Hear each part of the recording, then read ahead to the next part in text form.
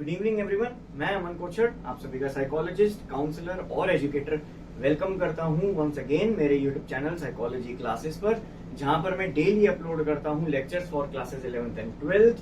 And last lecture अगर आपने मेरी वीडियो अभी तक नहीं देखी है, जिसका लिंक डिस्क्रिप्शन में यहाँ पर आ रहा है, तो आप देख सकते हैं जहां पर मैंने समझाए थे trait approaches of assessing the personality.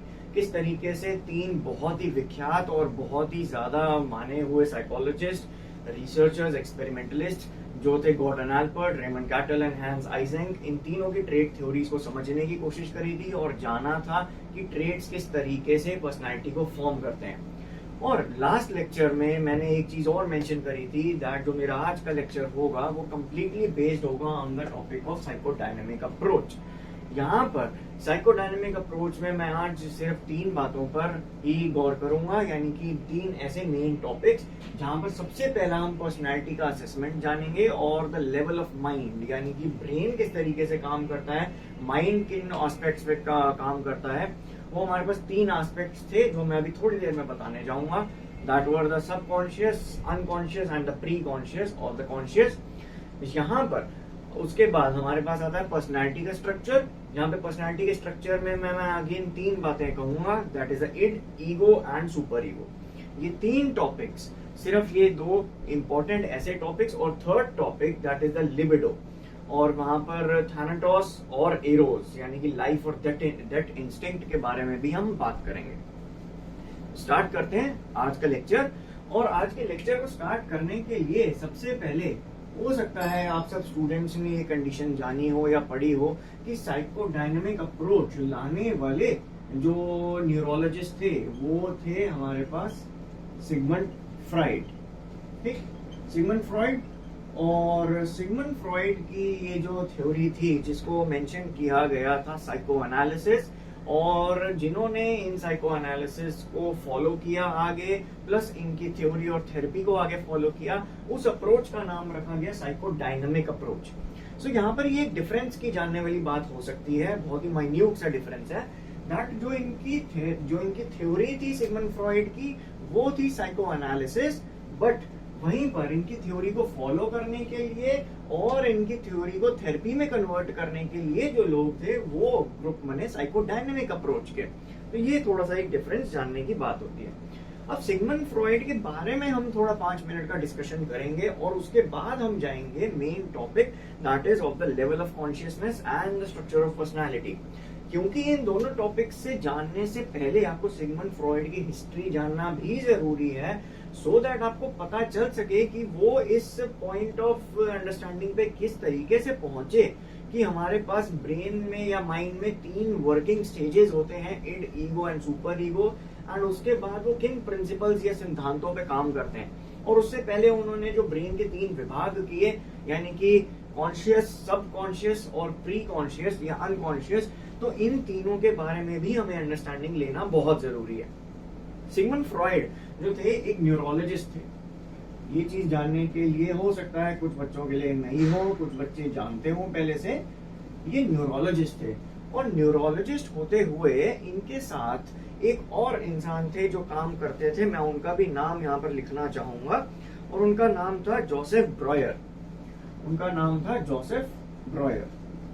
Joseph broiler के बारे में अभी थोड़ा सा पढ़ेंगे बाद में, बट सबसे पहले जानेंगे कि सिगमंड फ्रॉइड न्यूरोलॉजिस्ट से साइको एनालिस्ट किस तरीके से तब्दील हो गए या कन्वर्ट हो गए। ठीक, सो बेसिकली इनका जो टाइम पीरियड था वर्क करने का या काम करने का वो था अराउंड 1800s। ठीक, लेट 1800s। तो लेट 1800s में इनके पास जहां पर ये रहते थे उस जगह वियनीज थे, क्योंकि ये तो उस समय एक बहुत ही unknown condition without having any symptoms या कारण या कॉज आ रही थी, जिसको कहा जाता था उस टाइम पे, और आज भी इस चीज को अलग अलग नामों से जाना जा सकता है, बट ये उस टाइम पे कहलाती थी हिस्टेरिया। अब हिस्टेरिया का उस टाइम पे कोई मेडिकल ट्रीटमेंट नहीं था, ये चीज जानने वाली है और समझने वाली है। हिस्टेरिया को माना जाता है कि एक ऐसा सिचुएशन, एक ऐसा इमोशनल आउटबर्स्ट, एक ऐसा अनकंट्रोलेबल सिचुएशन आ जाती है उस इंसान में जो इस हिस्टेरिया सिम्टम्स को फॉलो करता है या उसमें इमर्स हो जाते हैं। सो बेसिकली हिस्टेरिया एक ऐसी कंडीशन होती है that is uncontrollable emotions and वो आउटबर्स्ट हो जाता है। अब यहीं पर यहाँ पर ये histrionic personality disorder, dissociative identity disorder, बहुत ही अलग अलग तरीके के हमारे पास जो पर्सनालिटी डिसऑर्डर्स होते हैं वो इनसे लिंक कर सकते हैं। आई एम नॉट सेइंग कि इनको हिस्टेरिया को उस नाम से जाना गया है अब, बट कहीं ना कहीं कुछ सिम्टम्स लिंक कर सकते हैं। ठीक, कुछ सिम्टम्स हमारे पास बॉर्डर लाइन में बीपीडी में भी देखने को मिलते हैं, जहाँ पे इमोशनल बर्स्ट हमें देखने को मिलते हैं। Anyways, coming back to the topic, hysteria की कंडीशन के लिए उस टाइम पर कोई मेडिकल ट्रीटमेंट नहीं था एंड ज्यादातर कंडीशंस में एक डायग्नोसिस तो बन जाता था।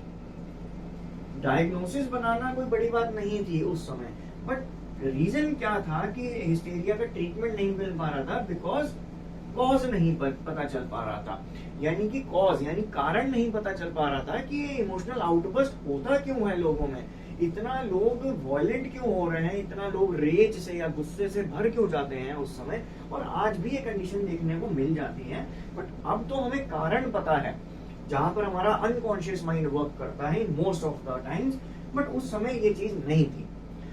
अब सिगमंड फ्रॉइड उस समय क्या करते थे? हिस्टेरिया को ट्रीट करने के लिए उन्होंने स्टार्ट किया था हिप्नोसिस।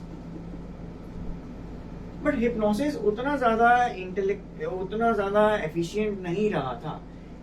अब ये स्टोरी एक कनेक्ट कर सकती है किस तरीके से? उनके साथ एक जो कलीग थे दैट वाज जोसेफ ब्रॉयर, और जोसेफ ब्रॉयर के एक टाइम पर एक क्लाइंट आए और उन्होंने ये बताया, जोसेफ ब्रॉयर ने सिगमंड फ्रॉइड को, दैट जो मेरे पास क्लाइंट आए थे हिस्टेरिकल पेशेंट थे, वो हिस्टेरिया था उन्हें, एंड उस पेशेंट ने क्या चीज कही थी दैट उन्होंने अपने पास्ट एक्सपीरियंसेस को मुझे बताया था थ्रू टॉक थेरेपी। मुझे मेरे सेशन में आने के बाद जोसेफ ब्रायर ने ये बताया कि जोसेफ ब्रायर ने सिगमंड फ्रॉइड को ये चीज डिक्टेट करी दैट वो पेशेंट मेरे सेशन में आया, मुझसे बात करी, और बात करने के बाद उन्होंने अपने पास्ट के एक्सपीरियंसेस बताए, जिस वजह से उनका प्रेजेंट जो था वो थोड़ा थोड़ा अच्छा होने लगा। सो यहाँ से एक टर्म और इजाद हुई या डिवाइस हुई जिसको आज हम मानते हैं टॉक थेरेपी।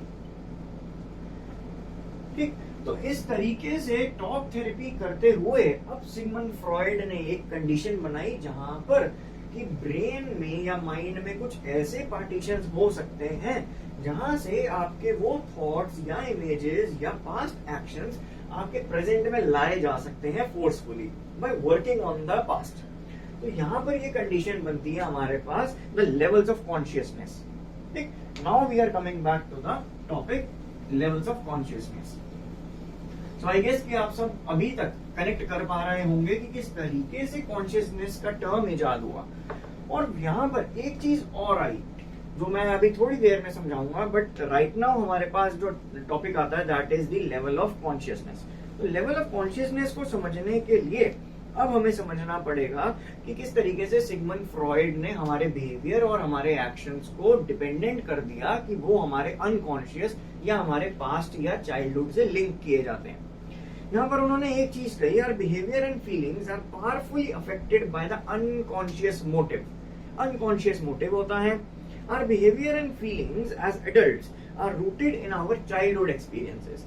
जब कोई प्रेजेंट सिचुएशन यानी कोई एडल्ट जब कोई बिहेवियर करता है जो कि इमोशनल आउटबर्स्टिंग हो सकता है, टॉलरेबल नहीं हो सकता है, सिचुएशन एक्सटर्नल ऐसी खराब हो सकती है जिस वजह से उस इंसान का आपा खो जाए, सेंस ऑफ कंट्रोल खो जाए, और जिसके बारे में मैंने अपने प्रीवियस लेक्चर्स में भी बात करी है, सेल्फ एंड पर्सनैलिटी में, सेल्फ एस्टीम, सेल्फ एफिकेसी, उसका भी लिंक आप देख सकते हैं, आ रहा होगा ऊपर कॉर्नर में। और उसके बाद सिगमंड फ्रॉइड ने ये 3 विभाग किए ब्रेन के, जहां पर उन्होंने बताया, Freud concluded that mental functioning could be described in terms of 3 states of consciousness। 3 states आती हैं कॉन्शियसनेस की। सबसे पहली स्टेट हमारे पास आती है, यहाँ पर मैं टॉपिक हाईलाइट कर देता हूँ कि हम कौन सा टॉपिक पढ़ रहे हैं, that is the level of consciousness. तो लेवल्स ऑफ कॉन्शियसनेस हम पढ़ रहे हैं। यहाँ पर हमारे पास सबसे पहला लेवल आता है that is the conscious. The second जो हमारे, अभी मैं इन सबको डिटेल में एक्सप्लेन करूंगा। The first is conscious, the second is pre conscious और सब कॉन्शियस। इसको दो नाम से जाना जाता है, प्री और सब conscious. The third and the most important, जो सिगमंड फ्रॉयड की मदद से आज हम इस अनकॉन्शियस फीलिंग को, इस अनकॉन्शियस पार्ट ऑफ ब्रेन को, माइंड को हम समझ सकते हैं, that is just because of Sigmund Freud and his followers, of course Carl Jung and Joseph Breuer. तो अनकॉन्शियस मोटिव्स ही हमारी पर्सनालिटी को डिफाइन करते हैं, ऐसा माना जाता था उस टाइम पे। अब इसका रेशो कितना होता है, आई गेस कि आप सबने, हो सकता है बुक अगर पढ़ी हो तो it's well and good, but अगर बुक का नाम भी जानते हो that is also a very good thing. Sigmund Freud की एक बुक थी जहां पर उन्होंने ड्रीम्स के ऊपर बात करी थी, इंटरप्रिटेशन ऑफ ड्रीम्स, ये इनकी एक बुक थी। और बेसिकली ड्रीम्स पर ही सिगमंड फ्रॉयड ने फोकस क्यों किया था, because at that time Sigmund Freud only got to know that dreams ही एक ऐसा रास्ता है जहां से हम उस इंसान के अनकॉन्शियस में जा सकते हैं, एंटर कर सकते हैं और उस अनकॉन्शियस की फीलिंग्स को बाहर लाने की कोशिश कर सकते हैं। That was the term and the description of this book, the interpretation of dreams. And यहाँ पर एक बहुत ही फेमस लाइन भी आती है, दैट वो लाइन मैं यहाँ पर लिखना चाहूंगा जो कि सिगमंड फ्रॉयड ने यूज करी थी इस बुक में, और उन्होंने कहा था, the royal road to the unconscious. So basically interpretation of dreams में सिगमंड फ्रॉयड ने इस चीज पर फोकस या इंपॉर्टेंस दी थी कि जो हमारे ड्रीम्स होते हैं वो बेसिकली हमारी एक रोड होती है जो हमें अनकॉन्शियस तक पहुंचाने में मदद करती है। तो इस चीज का सहारा लेते हुए हम लेवल्स ऑफ कॉन्शियसनेस अब पढ़ने जाएंगे। इसमें सबसे पहले हम बात करेंगे कॉन्शियस मोटिव की। अब कॉन्शियसनेस है क्या? कॉन्शियसनेस को इस तरीके से डिफाइन किया जा सकता है कि जो एक्शंस, थॉट्स, फीलिंग्स अब आप अभी अपनी प्रेजेंट सिचुएशन में फील कर रहे हैं, महसूस कर पा रहे हैं, जो काम आप कर पा रहे हैं अपने नियंत्रण में होते हुए, उन सभी को कॉन्शियस मोटिव्स या कॉन्शियस एक्शंस कहा गया। मीन आप कॉन्शियसली मेंटली अवेक हैं, मेंटल वो स्टेट में है जहां पर आप अपने प्रेजेंट में हैं, तो वो एक आपकी कॉन्शियस स्टेट हो जाती है। अगेन मैं इसको थोड़ा सा डिफाइन करूंगा, एक थोड़ा सा अपने पर्सनल एक्सपीरियंस या टच के साथ। This includes whatever one is thinking about at the moment. जो भी इंसान थिंक कर रहा है उस समय, उस मोमेंट में सोच रहा है, काम कर रहा है, कोई भी एक्शन कर रहा है, वो सारा क्या माना जाएगा? उसका कॉन्शियस वर्क माना जाएगा। For example, you are consciously watching this videos और आप इस लेक्चर को अटेंड कर रहे हैं, इट मीन्स कि आपका माइंड जो है फुली कॉन्शियस है उस वक्त। तो ये कॉन्शियसनेस की डेफिनेशन हुई। अब उसके बाद हमारे पास आता है द प्री कॉन्शियस और द सब कॉन्शियस।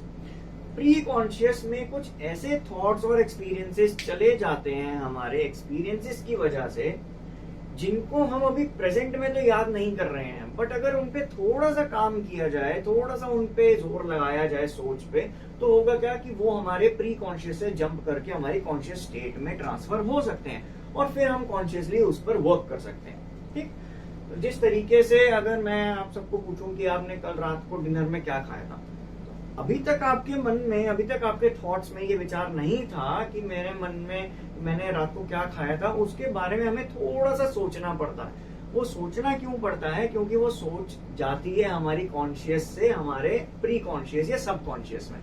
तो वहां पर हमारे पास ये टर्म आता है कि pre conscious mode of thinking या लेवल ऑफ कॉन्शियसनेस क्या होता है। तो हम बेसिकली उस इंफॉर्मेशन को ग्रैब करते हैं, उठाते हैं अपने प्री कॉन्शियस से और कहाँ जंप करवाते हैं, कहाँ धक्का देते हैं उस इंफॉर्मेशन को हमारे कॉन्शियस में। तो ये कंसेप्ट था इन दो टर्म्स का, कॉन्शियस और प्री कॉन्शियस का। The second one was pre conscious. इस स्टेट में, कॉन्शियस स्टेट में, हम हमेशा मेंटली अवेक रहेंगे। हम जो भी काम या थॉट सोच रहे हैं इस वक्त वो हमारे कॉन्शियस में होगा। जैसे जिस तरीके से मैं अभी कुछ डेफिनेशंस या कुछ थ्योरेटिकल पार्ट फ्रेम करने की कोशिश कर रहा हूँ, दो मेरे पास बुक्स भी हैं and I am taking the help of NCERTs, but still currently my mind is preparing consciously the definitions and the terms for you. Second आता है प्री कॉन्शियस, जहां पर हमें स्लाइट वर्क या एफर्ट करना पड़ेगा। यहां पर एक चीज आएगी,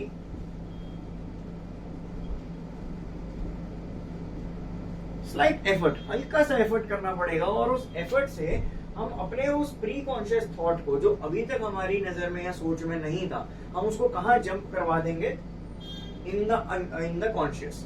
ठीक, now the most important part and the most taught part is the unconscious। अब ये अनकॉन्शियस पार्ट क्या होता है? पहली चीज, ओवरऑल हमारी ह्यूमन पर्सनालिटी, जो हमारी ह्यूमन नीड्स होती हैं, जो हमारी जरूरतें होती हैं, वो अनकॉन्शियस में 3/4 भाग में स्थित होती हैं। यानी कि 3/4 of our human needs, the desires and the conditions that we want to fulfill, or the needs or the wants, are from the unconscious, 3/4। जो बाकी का बचा हुआ पार्ट है, that is the 1/4 coming from the conscious। तो जो 1/4, 1/4 जो part बचा, वो कहाँ का था? कॉन्शियस का। Now after this fact, अब मूव करते हैं कि कॉन्शियस अनकॉन्शियसनेस है क्या।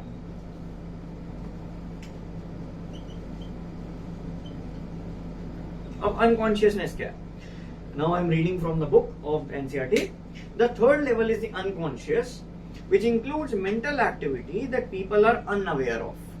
तो लोग जिन activities, behaviours, thoughts, feelings, experiences के अनअवेयर हैं, जानते ही नहीं है, उन्हें ज्ञात ही नहीं है ये चीज कि उनके साथ ये हो चुका है या हो रहा है या होगा।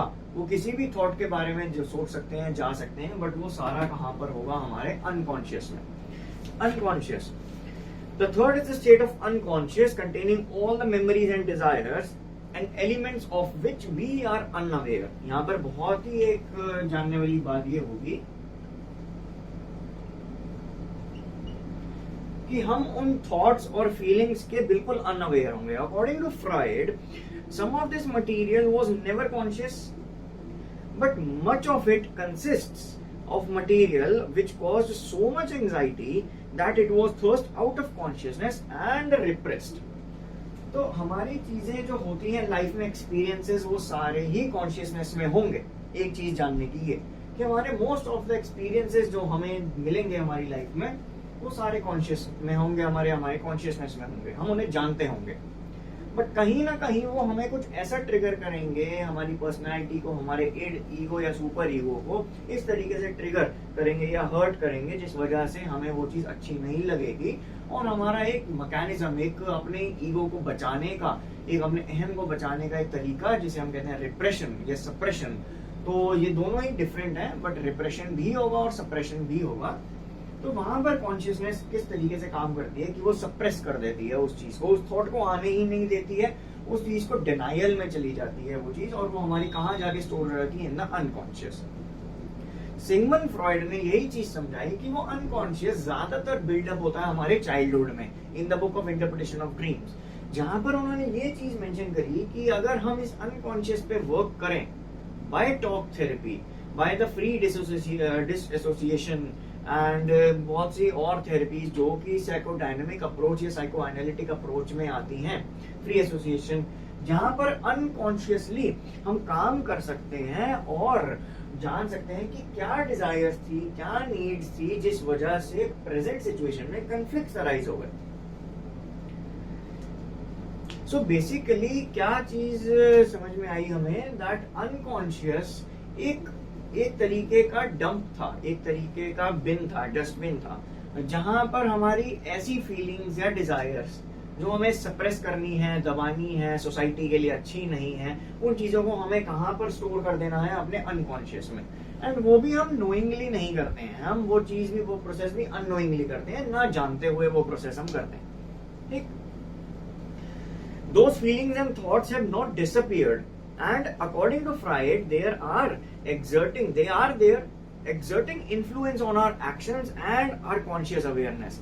जो भी अनकॉन्शियस में एक्सपीरियंस होंगे या थॉट्स या डिजायर्स होंगे वो डिसअपियर नहीं हुए हैं, वैनिश नहीं हुए हैं, खत्म नहीं हुए हैं. इट इज जस्ट कि वो कहीं ना कहीं पीसेस में, टुकड़ों में हमारी कॉन्शियस अवेयरनेस को हिट करते हैं और हमें वैसा काम करने पे मजबूर कर देते हैं. सो ये बहुत ही कॉम्प्लेक्स टॉपिक था for the consciousness, unconsciousness and subconsciousness. अब इसी के साथ people constantly struggle to find either some socially acceptable ways to express the unconscious impulses or to keep those impulses away from being expressed. तो यही वो same condition, या तो वो इंसान बहुत मुश्किल से अपनी इड को और अपनी ईगो का यूज करके उस अनकॉन्शियस डिजायर या वांट या नीड को लाएगा अपनी सोसाइटल लाइफ में, रियल लाइफ में, और उस पर वर्क करेगा. बट कहीं ना कहीं वो या तो वो इंसान क्या करेगा, अपने उस अनकॉन्शियस डिजायर को सप्रेस कर देगा, अपने उस अनकॉन्शियस डिजायर को आने ही नहीं देगा प्रेजेंट में, क्योंकि उसे पता होगा कहीं ना कहीं अपने कॉन्शियस में कि ये मुझे मेरी कॉन्शियस लाइफ में, प्रेजेंट मोमेंट में हर्ट कर सकती है, फीलिंग या थॉट या एक्सपीरियंस. तो आई गेस कि आपको ये टॉपिक क्लियर हुआ होगा, the level of consciousness, and जिसकी वजह से इनकी जो थेरेपी कहलाई गई वो थी psycho analysis. The basic goal of psychoanalytic therapy is to bring the repressed unconscious materials to the consciousness. पूरी psychoanalysis का एक तोड़, अगर मैं एक लाइन में डिफाइन करूं, so basically it was जितना भी unconscious material है जो पेशेंट, जो क्लाइंट उस थेरेपी में लेके आ रहा है, उसको निकालने की कोशिश को हम कहेंगे साइको एनालिसिस. और वो निकाला कहां पर जाएगा, कॉन्शियसनेस में, ताकि कॉन्शियसली वो इंसान उस चीज को बोल सके through the method of talk therapy और the different methods in psychoanalysis, और उसके बाद उसका ट्रीट किया जा सके. बिकॉज वहां पर हमें क्या मिल जाएगा, उस बिहेवियर का कॉज मिल जाएगा, या उस बिहेवियर का हमें क्या मिल जाएगा, कारण. तो कारण सिगमंड फ्रॉइड ने कहा कि या तो वो चाइल्डहुड में डेवलप्ड होगा, जो कि हमारे अनकॉन्शियस डिजायर्स बन जाएंगे जिनको हमें पूरा करना ही होता है, but because of pressure of society उस समय वो चीज क्लियर आउट नहीं हो पाती और वो दब के रह जाती है, जो कई 15, 20, 25, 30 साल बाद उभर के आती है हमारे कॉन्शियस एक्सपीरियंस में. या तो वो उस तरीके से आ सकती है जो कि आपको एक नेगेटिव कॉन्सिक्वेंस या नेगेटिव इफेक्ट दे सकती है, नहीं तो अगर आप थेरेपी में जाते हैं तो उस चीज को आप रिजॉल्व करवा सकते हैं. सो ये कंडीशन होती है of the psychodynamic approach and psycho analysis specially. अब आज के लेक्चर के सेकेंड पार्ट पर मूव ऑन करते हैं, जहां पर हम बात करेंगे किस बारे में, द स्ट्रक्चर ऑफ पर्सनालिटी, किस तरीके से हमारा अहम हमारे इड और हमारी सुपर ईगो के कंट्रोल में रहता है, उनका एक तरीके से गुलाम बन के रहता है.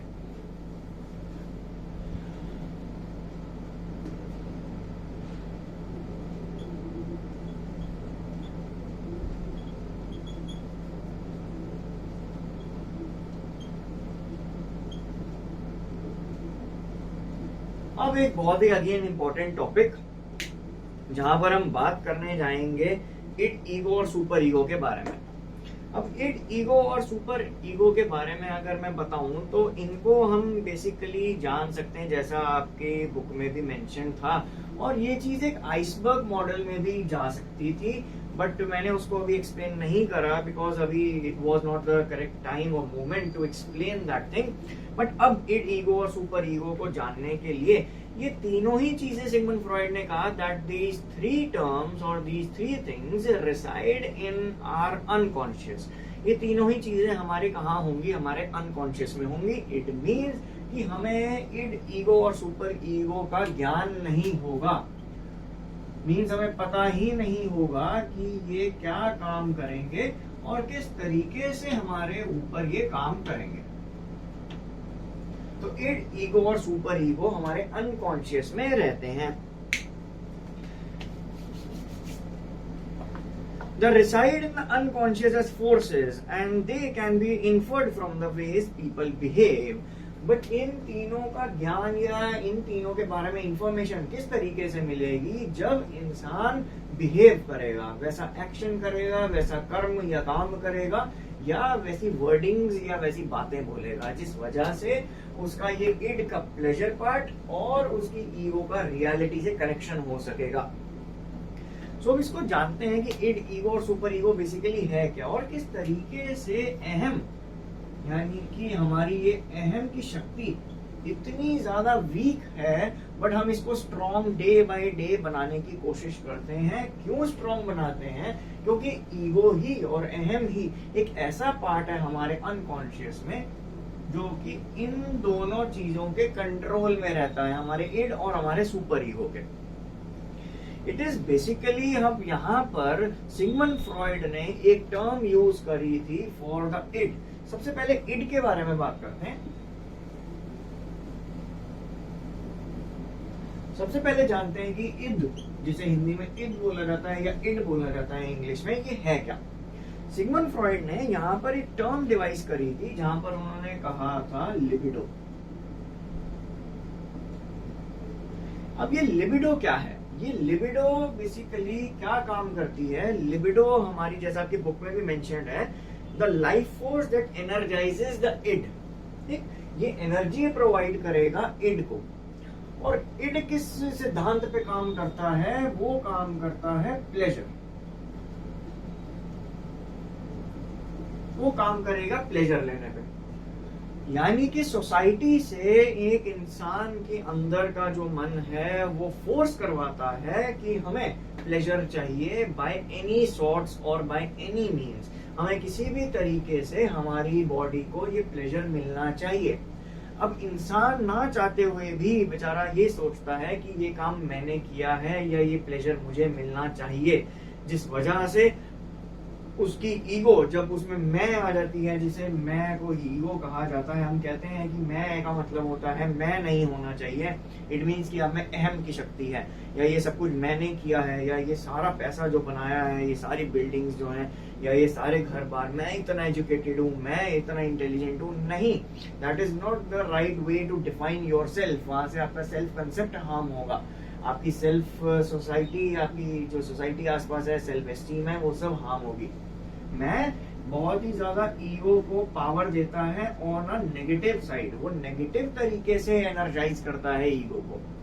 But not going to the topic of मैं, अगर मैं इड की बात करूं तो बेसिकली होता क्या है कि लिबिडो एक ऐसी एनर्जी है, बड़ी किस तरीके की एनर्जी है?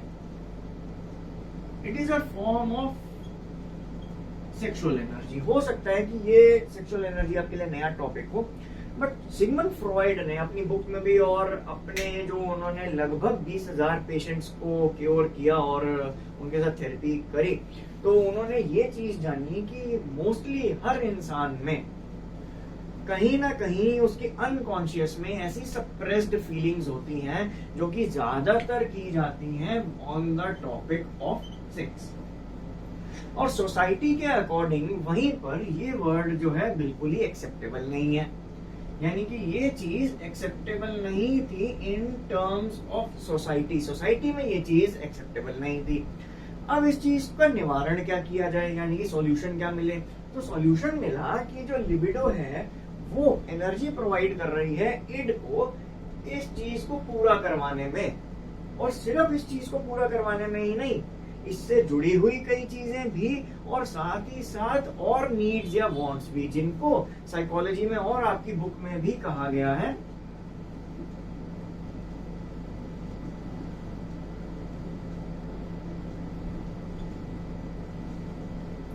Gratification of needs. यानी कि नीड्स का पूरा होना, और वो पूरा कौन करवाता है, उसको पावर कौन देता है? इड। ठीक, तो आई गेस कि ये इड का कंसेप्ट आपको थोड़ा सा क्लियर हुआ होगा। It basically works on the pleasure principle, जो आपकी बुक में भी लिखा है।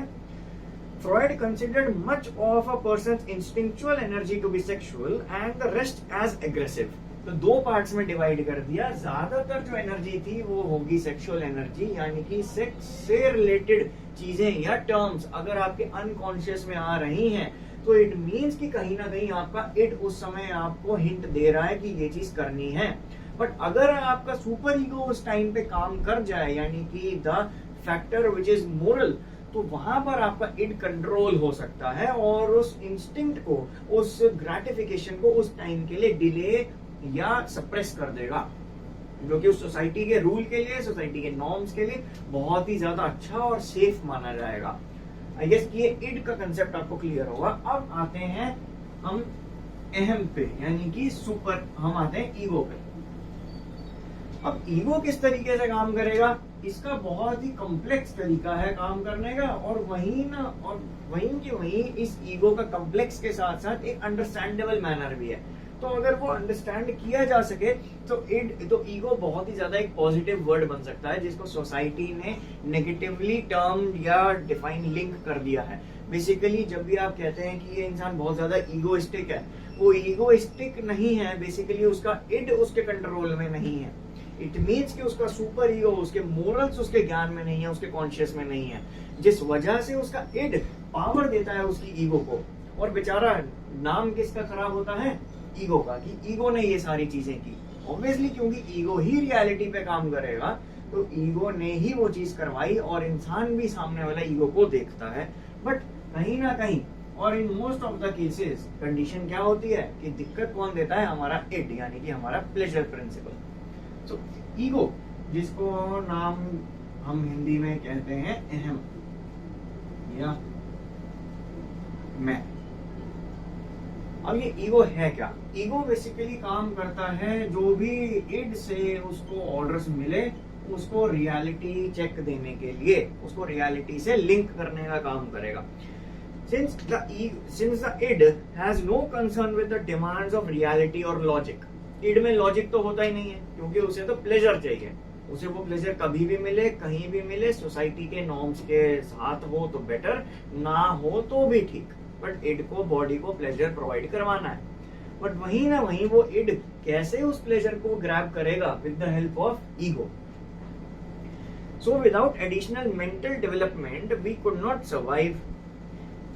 However, we begin to learn something about the limitations imposed by the real world. और एक चीज और, इड जो है वो एक्वायर नहीं की जाती, इड बाय बर्थ आता है, बट जो ईगो होता है वो एक्वायर किया जाता है। इड को एक्वायर यानी कि ये सोशल कंट्रोल के साथ एक्वायर किया जाता है। सोसाइटी के रूल्स, रेगुलेशंस, आपको टर्म्स पता चलती हैं कि क्या सही है और क्या गलत है, जिस वजह से आपकी ईगो कुछ रूल्स सीखती है, और उस टाइम पर इड से हुए इड से कंट्रोल या इड से बोले हुए उस इमोशन को, सप्रेस्ड इमोशन को रोकती है। तो इड बेसिकली एक बहुत ही, ईगो एक बहुत ही पॉजिटिव और बहुत ही अंडरस्टैंडेबल कंसेप्ट हो जाता है। और जब एक इंसान इसको कंट्रोल कर लेता है, तो वो अपनी लाइफ में मोस्ट ऑफ द सिचुएशंस बहुत ही कामली और बहुत ही अंडरस्टैंडेबली हैंडल करने के काबिल बन जाता है। अब ईगो का काम क्या है? The ego is patient, reasonable and works by the reality principle. ये तीन वर्ड्स, ईगो क्या है, बहुत ही ज्यादा पेशेंटली काम करता है, बहुत ही ज्यादा रिलायबल है, और ये रियलिटी प्रिंसिपल पर काम करता है, यानी कि आपकी सच्चाई जैसी होगी। और ये बहुत ही ज्यादा पेशेंट और रीजनेबल होगा, रिलायबल हम इसे कह सकते हैं ईगो को, और साथ ही साथ ये रीजन भी देता है। ठीक, ये चीज रीजनेबल भी होगी, मींस ईगो में ही आपको तर्क वितर्क मिलेगा, आपको सही और आपके गलत के बीच का अंतर आपको अपने अहम में मिलेगा, आपको अपनी ईगो में मिलेगा। अब होता क्या है कि जब कोई नीड फुलफिल, ईगो, हमारा इड इतना ज्यादा हमें फोर्स कर रहा हो कि वो प्लेजर जो है प्रोवाइड होनी चाहिए एट दैट मोमेंट, उस टाइम पर होता क्या है कि इड पावर देता है ईगो को, और उसे वो कंट्रोल करने की कोशिश करता है, because from time to time id जो है वो कंट्रोल करेगा ही करेगा आपके उन इमोशंस को।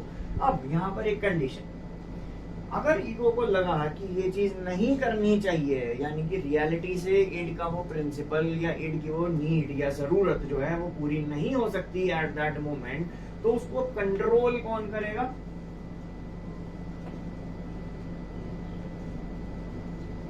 Super ego. Super ego basically एक मोरल कंडक्ट होता है, ये हमारे मोरल्स पे या ज्यादातर ये हमारे एथिक्स पे काम करता है। अब समझेंगे थर्ड टॉपिक, जो कि आज का लास्ट टॉपिक होगा, that is the concept of super ego.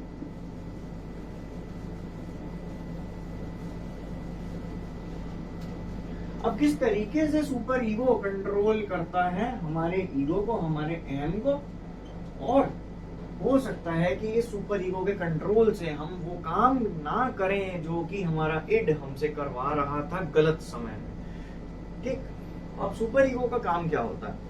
The best way to characterize the super ego is to think of it as the moral branch of mental functioning. अब super ego किस तरीके से काम करेगा? It ordinarily develops as children are exposed to the moral values of their parents. Basically again ये moral values पे काम करेगा, works on moral values. moral values क्या होती है? मोरल वैल्यूज होती हैं वो शिक्षा या वो ज्ञान जो कि आपको आपके सही और आपके गलत के बीच में अंतर करवाने के लिए आपको फोर्स करे, आपको बताए कि आपका सही और आपका गलत सिचुएशन क्या है, ताकि आप उस चीज को हैंडल कर सके अपने ईगो के साथ। फॉर एग्जाम्पल, कोई सिचुएशन में एक इंसिडेंट में इट ने कुछ प्लेजर प्रोवाइड करने के लिए कोई कंडीशन बताई और ईगो ने उसका रियलिटी के साथ कनेक्शन किया और इड को वापस बात करी कि भैया ये काम अभी नहीं हो सकता, आपको थोड़ा सा पेशेंट रहना पड़ेगा, आपको थोड़ा सा जो है वेट करना पड़ेगा।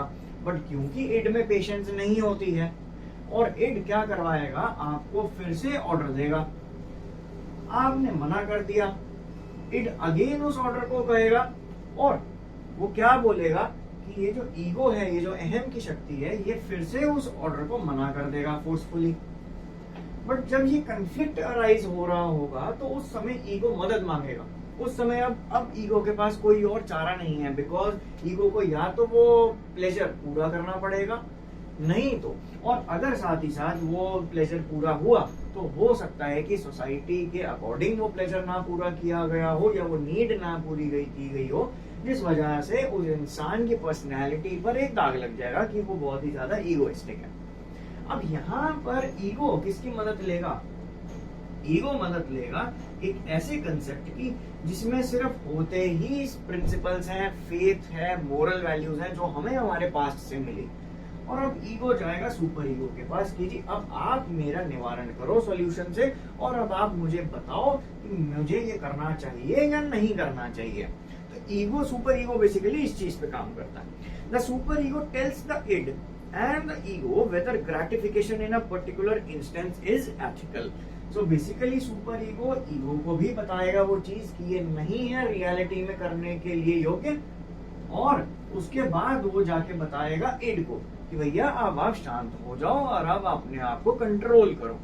सो बेसिकली सुपर ईगो जो है वो इन दोनों को कंट्रोल करता है, बट ज्यादातर वो कंट्रोलिंग फैक्टर कौन होता है? ईगो।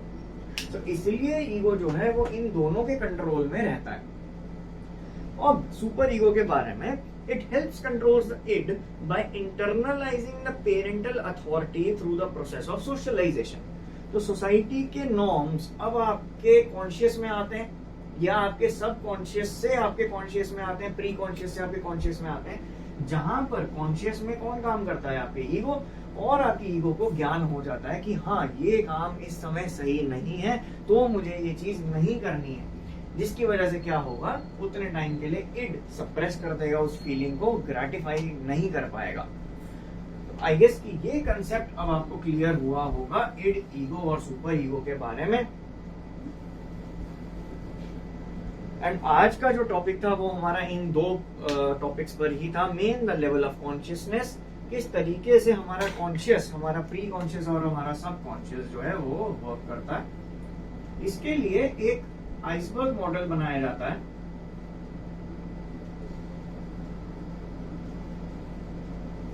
जहां पर हम समझने की कोशिश करते हैं कि क्या होता है कॉन्शियस, अनकॉन्शियस और प्री कॉन्शियस।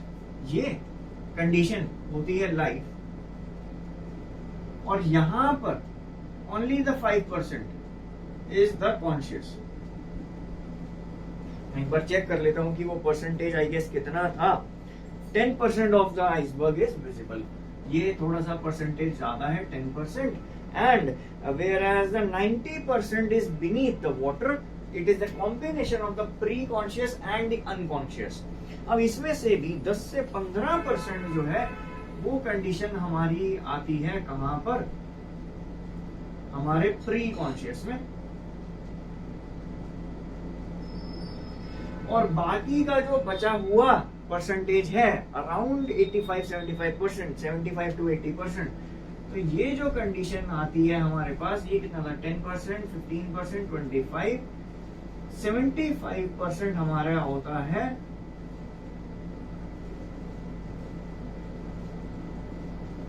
तो ये इंटरप्रिटेशन एक आइसबर्ग मॉडल हम इसे कहते हैं। क्या कहते हैं हम इसे? एक आइसबर्ग मॉडल। ठीक,